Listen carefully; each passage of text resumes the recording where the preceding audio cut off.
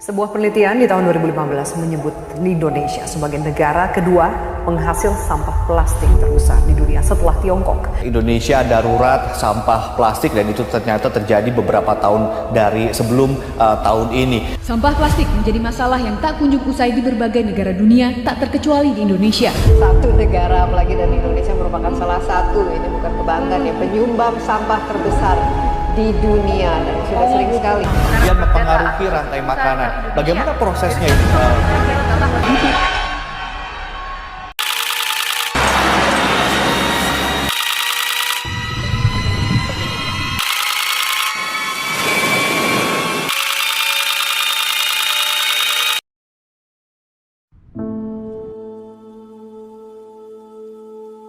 Masalah lingkungan pertambahan penduduk yang sangat cepat menyebabkan meningkatnya segala kebutuhan baik perorangan maupun sosial. Pemenuhan kebutuhan inilah yang memunculkan masalah lingkungan. Dengan kata lain, masalah lingkungan muncul karena keinginan untuk memenuhi kebutuhan baik perorangan maupun sosial. Masalah lingkungan ini diakibatkan oleh tindakan manusia sendiri yang tidak pernah puas atas keinginan dan kebutuhannya, sehingga menyebabkan kerusakan lingkungan. Di dalam pemenuhan kebutuhannya, sudah tidak memperdulikan lagi orang lain dan lingkungannya. Asalkan kebutuhannya itu terpenuhi, itulah nafsu manusia serakah. Masalah lingkungan yang kita hadapi sekarang ini merupakan masalah yang sangat parah. Oleh karena itu, masalah ini tidak bisa ditanggung oleh kelompok tertentu saja. Masalah lingkungan merupakan masalah bangsa di seluruh dunia, terkhususnya negara berkembang seperti Indonesia. Nah, masalah ini tidak bisa ditanggung oleh profesi tertentu saja, seperti pemerintah, guru, dokter, mahasiswa. Tapi masalah ini harus ditanggung oleh semua warga di Indonesia. Untuk itu, kita harus berantas bersama masalah ini. Kita mampu jika kita bersatu.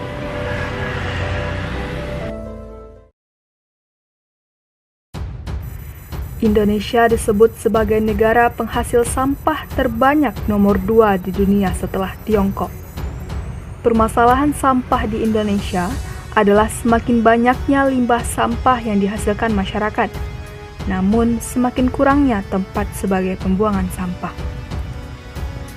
Menurut data yang pernah dipubliskan oleh Kementerian Lingkungan Hidup dan Kehutanan, menyebutkan bahwa jumlah rata-rata produksi sampah di Indonesia mencapai 175.000 ton per hari, dan dalam setahun bisa mencapai 64 juta ton. Sudah banyak palang yang mengingatkan, buang sampah pada tempatnya. Tapi, tahukah kamu, apa yang kita lakukan hanyalah memindahkan sampah ke tempat lain. Jadi, kemana sampah kita pergi? Tempat pembuangan sampah sudah bisa dijuluki sebagai gunung sampah. Penumpukan sampah akan mengakibatkan pencemaran tanah dan juga akan berdampak ke saluran air tanah.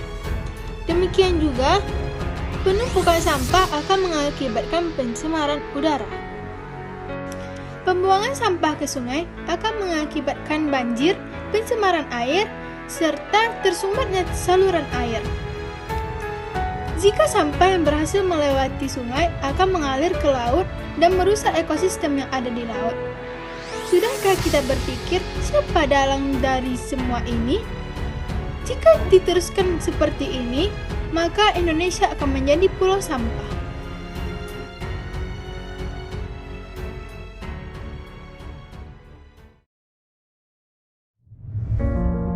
Satu, pemecahan dengan belajar dari alam. Pertama, kita harus menyadari adanya masalah. Sebenarnya banyak orang sudah menyadarinya, tetapi mereka kebingungan harus berbuat apa. Kedua, analisis masalah dan mencari akar penyebabnya. Masalah dimulai dari ledakan penduduk, konsumsi berlebihan, tidak adanya kepedulian terhadap lingkungan. Ketiga, mencegah terjadinya di masa mendatang. Penanggulangan masalah PLHK yang ada mungkin kurang menyentuh masyarakat secara menyeluruh, tetapi hanya berupa penanggulangan jangka pendek saja. Misalnya, membuat gerakan bersihkan sampah hanya aktif di beberapa hari saja. Kita butuh konsisten untuk melakukan kegiatan tersebut sehingga menciptakan habits baru untuk masyarakat bersih. Hidup selaras dengan alam hanya akan dicapai jika setiap orang memahami prinsip keberlanjutan dan melaksanakan etika lingkungan. Prinsip keberlanjutan memiliki implikasi kemampuan untuk mempertahankan dan hidup dengan daya dukung biosfer. 2. Tujuan pembelajaran untuk membangun gaya hidup. Jalur pendidikan merupakan sarana yang tepat untuk menerapkan masyarakat yang berpegang prinsip keberlanjutan dan etika lingkungan. Jalur pendidikan bisa ditempuh dari TK sampai dengan perguruan tinggi dengan menanamkan beberapa sikap. 1. Kesadaran, kepekaan terhadap lingkungan dan masalahnya. 2. Pengetahuan, pemahaman dasar tentang PLHK. 3. Sikap, kemampuan menetapkan pilihan tepat. 4. Keterampilan, memperoleh keterampilan. 5. Partisipasi, berperan aktif dalam pemecahan masalah. 6. Evaluasi, mengevaluasi pengetahuan lingkungan.